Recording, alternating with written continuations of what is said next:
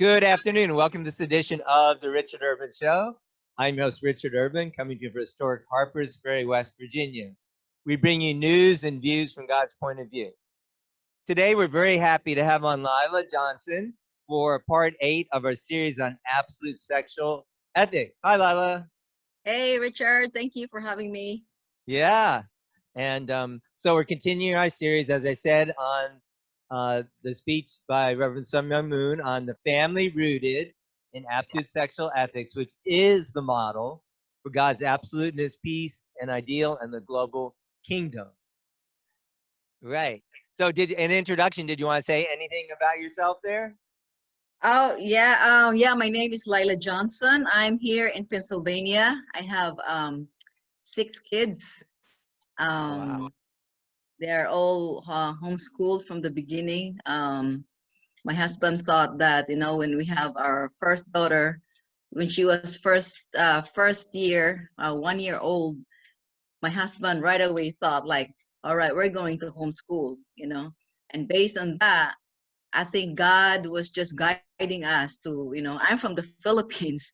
And even though I'm a certified teacher in the Philippines, but this is America, so I never did any teachings here. But then God was just guiding us, because when we moved to Indiana, our neighbor, who was a very good Christian person, like family, they homeschool older kids. They have like 8 or 9 kids. And every Wednesday she would invite me. And these were like, my kids were very small, like, before before school kids, like before they're around 5 years old. My oldest was 5 years old. So she invited us to come and do some homeschooling. And then from that time, I thought like, oh, that's doable. So God give me a taste, like, okay, it's doable, some inspiration, encouragement. So that's how we get into homeschooling. But That's yes, great. yeah, we are here in Pennsylvania. Maybe sometime you have to come on and talk just about that. All right. So I'm going to share the screen now, and we're going to have the reading. Ladies and gentlemen, you should form families that God will miss and yearn to return to after he has been away. He should feel comfortable to visit your home, like any parent coming to visit his or her children. This is what it means to live in service to God. Within such a family, God is a vertical subject partner of your conscience, and your conscience is a vertical subject partner of your body. Thus, unity with God brings your mind and body into unity. Family members who have established that vertical axis can perfect the four realms of love and heart: parental love, conjugal love, children's love, and siblings love. That family links all directions, up and down, front and rear, right and left. They revolve around each other in everlasting spherical motion. This is God's eternal model, ideal family, which expands to ideal model nations and his peace kingdom. If only the entire world were filled with such true families, it would be an orderly world where people govern themselves by the heavenly way and heavenly laws, with no need for lawyers, prosecutors, or even judges. Who would be most fully aware of your good and bad deeds? It would be your grandparents, your parents, your spouse, and your children. Is there anything that cannot be resolved within the family? When parents and children, husband and wife, and elder and younger siblings set an example of living for the sake of one another, how could they do anything unforgivable? What reason would they have to commit crimes? A world governed by the heavenly way and heavenly laws is a natural world, an unobstructed world of truth and pure reason. It is a world at the high noon of absolute values where there are no dark shadows. Distinguished ladies and gentlemen, our bondage to the lineage of Satan has caused so much suffering throughout history. Let us now boldly step forward to sever it and be grafted onto the root of the lineage of the true parents. Why should we foolishly continue to live and die as wild olive trees? A wild olive tree, even if it lives 1,000 years, will only continue producing the seeds of more wild olive trees. Where can we find the path to escape this vicious cycle? It is through the holy blessing. The holy blessing ceremony offers the grace of being grafted onto the true olive tree. It was instituted by the true parents who bring God's true lineage to humankind. Once you change your lineage to God's lineage, your offspring will belong to God's lineage naturally. The holy blessing is received in three stages: rebirth, resurrection, and eternal life. These marriages contribute to the enormous task of transcending the barriers of race, culture, nationality, ethnicity, and religion into creating one family of humankind. In God's sight, skin color makes no difference. God does not recognize national borders. God does not stand behind the barriers of religion and culture.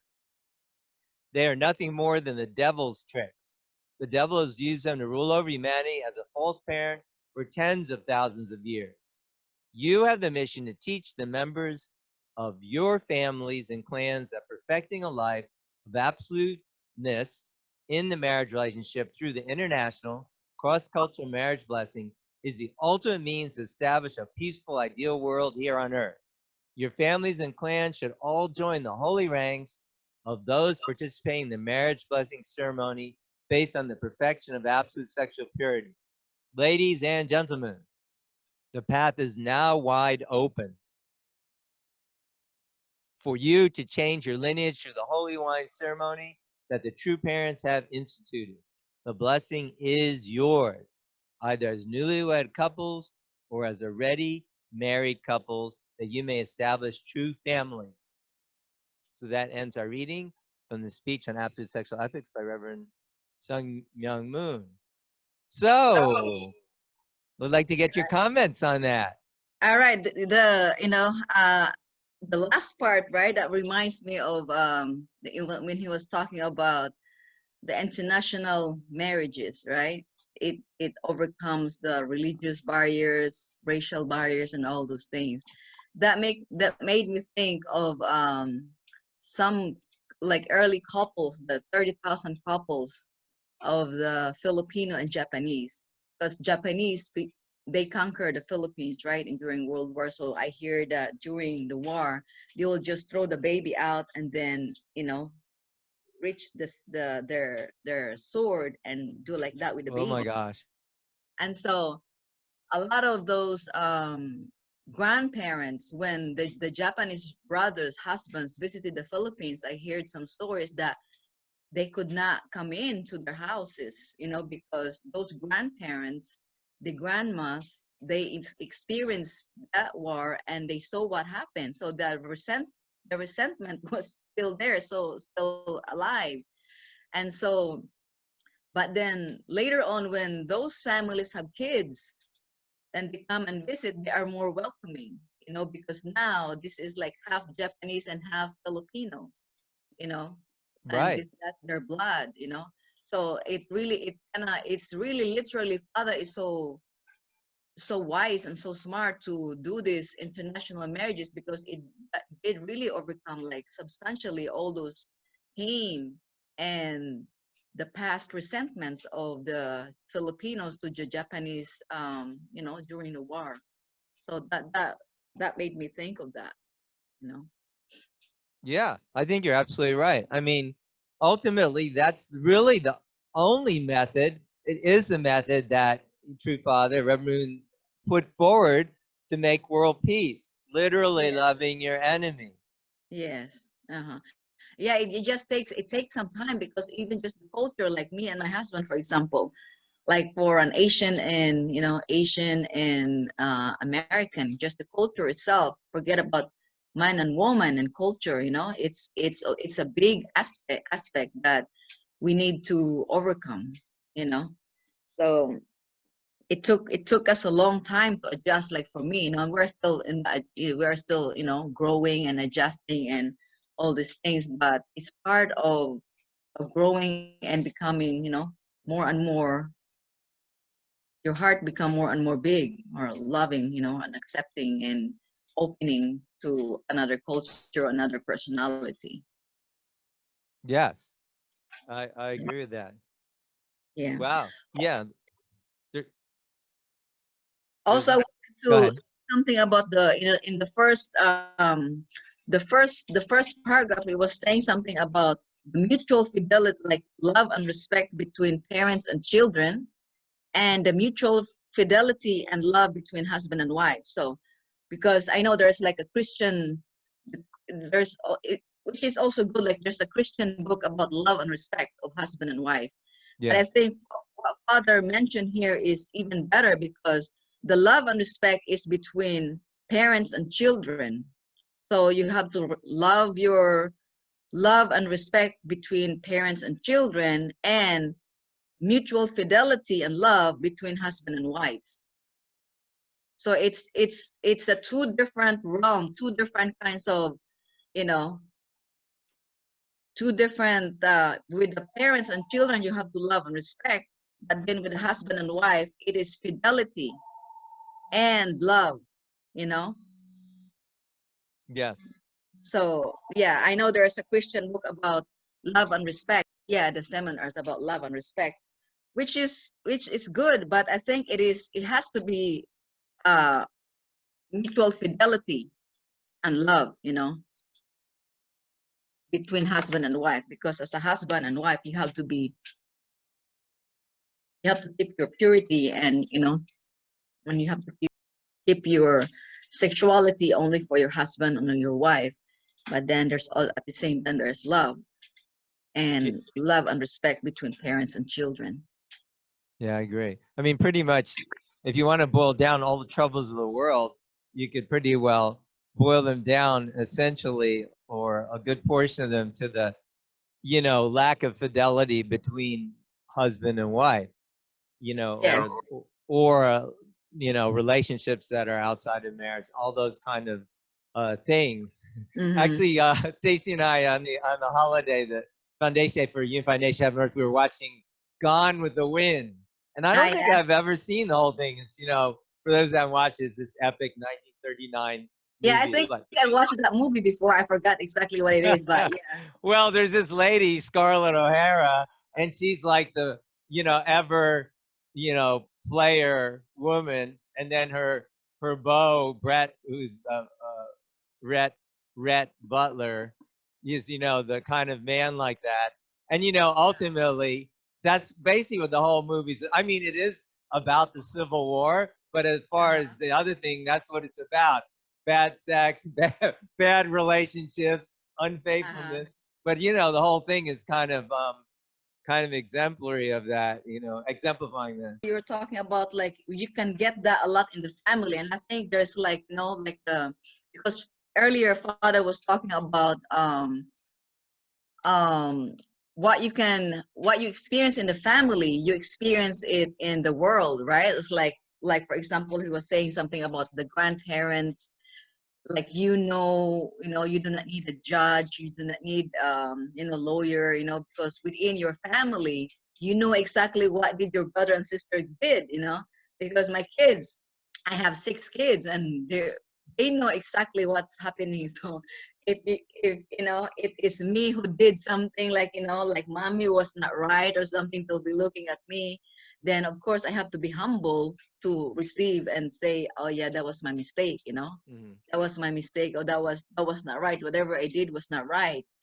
Or if it's their brother or sister, they know exactly, they will be like pointing, it is him, it is Caleb, or it is Yangi, or so they know exactly who's who in the family. Of course, sometimes also because of you know uh their immaturity, they sometimes, because of their emotion or feeling, they might say, okay, it's him, but it's not, it's really them, like pointing Right. to other people, but it is really them. But yeah, within the realm, you can, it is the brother and sister love, you can learn that in the family. And the respect for each other, you can learn that in the family. And I am grateful that I have a big family. I always tell my kids that you can learn a lot from your siblings, and to be forgiving and to be loving. You have a lot of practice within the family before you go out, before you go out in the, outside the family. But at least in that family you already have a lot of practice, you know. Yeah, it's great. You have 6 children. That's great. Yeah, I Yeah. mean, you get a lot. Also, Father's mentioning about the various gates of heaven. Like if you had 12 children, you get the 12 Yeah, gates of different. heaven.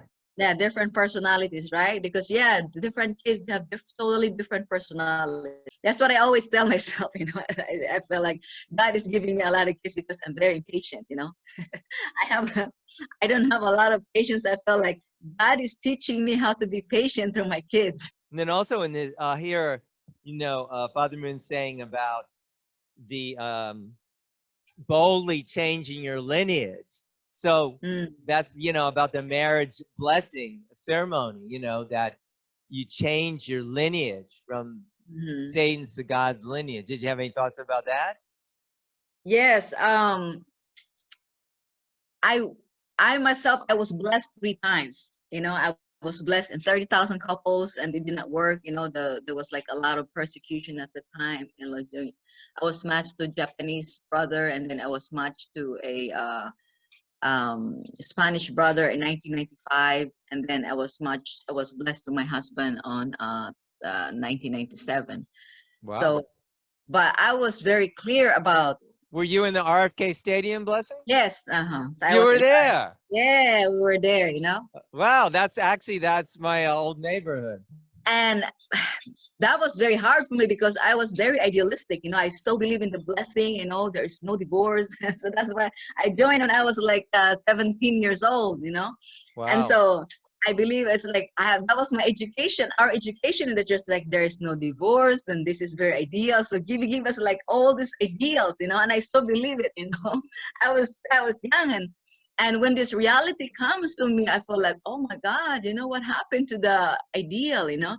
But my understanding of the principle, I felt like I cannot give God joy without, you know, without having a husband. You know, I cannot fulfill the 3 blessing. And I cannot, yeah, like you said, I cannot change my blood lineage from the satanic to engraft myself to God's lineage if I do not do this. So even if it was very painful to join to another blessing, I tell myself like this is it, you know, this is the only way. This is the only way. I cannot like marry outside it, you know, because I understand that I cannot comfort God. I cannot change my blood lineage if I will marry outside the blessing. So yeah, for me, that was like my experience during the, you know, just for the blessing. Wow. That's a beautiful testimony. Yeah, wow, I'm sure that was painful too. And just to pursue the ideal and to see, I especially have met probably I've met all your children briefly, but I've met the 3 older ones a little more, and to see the fruit of your blessing, it's beautiful. Yeah, you can. It's like, you know, you're grateful, you know, like grateful that, you know, you went through it, you know. And when I look back, I would not choose otherwise, you know. I'm so grateful to God for just keeping me, you know, keeping me strong, and yeah, for keeping me strong, because that's the way, you know, that's the way to go. And I think as a parent, that is our wish for our children, for them to have the blessing themselves, for them to experience that for themselves. And we can do our best to educate them about the blessing. We can educate, you know, educate them about, you know, waiting, you know, keeping their purity, you know. Yeah, that's the first step for them, like keeping their purity, the importance of purity, and that as a gift to their future husband, you know. Even for me, like I grew up in the Philippines. Even for me growing up, I have the thought like purity should be for your future husband, you know. Like I was grew up as a Catholic, and that is my education, you know. The purity your purity should be your gift for your future husband. And so these kids, we're hoping that they can all receive the blessing and keep their purity and receive the blessing. Yeah, I think it's crucial. And often there can be, setbacks, but in, like when we're seeking the blessing, but there are many different stories too. I have an interesting story, not exactly like yours, but yeah, but we should persevere. I mean, absolutely, Yeah. and God will bless us and help us and guide us. And now, like, I'm a grandfather for the first time, and that's a good experience. And I know that we were in our tradition, for those parents who don't know, the parents are involved in as your children are seeking a spouse, or you're helping them seek a spouse, and it can be very challenging. Yeah, yeah. I Mhm. mean, it took a I while think it for was our daughter, easier but now. I now, think about it, it was easier when father was here because he's the way he was responsible for it, right? Before, I remember his speech, he said, "Time the day will come that you will be in trouble because, I mean, not in trouble, you will be the one who will, he will be looking for your kids' matches and spouses, That was like when when he was talking about that. I was like, wow, that will happen. And now, like, we are in that point that we will be the one looking for our kids' spouses, matches for yeah, them. that's right. So, And I think we should keep in mind that our marriage isn't, of course, it's for us and our own posterity and children, but also but it's centered on God, so it makes God yes. happy, and you can't be happy just by yourself. And that's something that's definitely a crisis in the United States. I don't know about like Mhm. the Philippines, but that so many people aren't marrying, they're not having many children, they're Mhm. just living together, or even not, having children. That's a real problem. Yeah, and also for kids, because they have this thing of like, I have to like my husband or my future husband or wife. Of course that's important, but that is not the main importance. Because even for me, when I first saw my husband, I did not like him, but now I could, I love my husband. So I always tell my children, like, that is not the barometer of like a successful marriage, because some people, they always like, oh, I'm so in love, I'm just fall in love, and all those things, but later on they divorce. So they're just so fall in love in the beginning, like that's why people do boyfriend and girlfriend, because they're so in love, and then later on they just fall away, their love just fall away, because God is not the center. Like, God is not the anchor of that marriage. So it's different when it's God is the anchor of that marriage.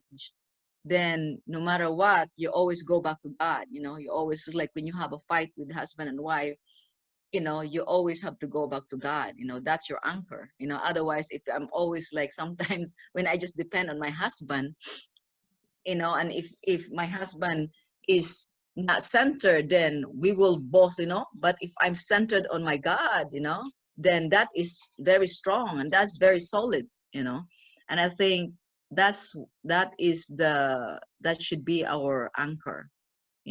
Yeah, and the idea, like, it's mentioning, uh, True Father Moon is mentioning here about the conscience, centering on your conscience.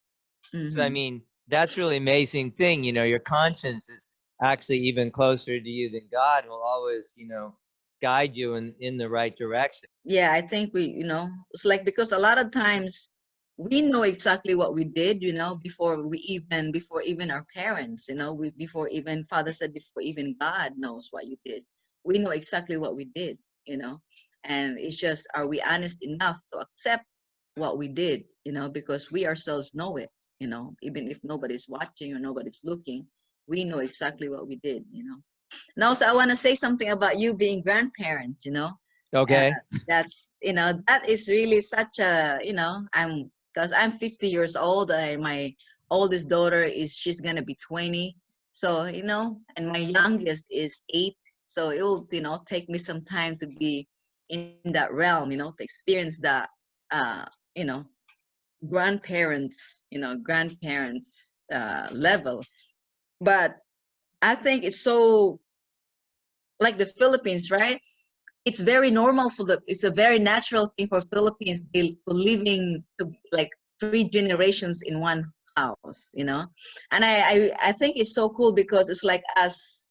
as parents, we already learn a lot of mistakes. We already know a lot of things that we made mistakes.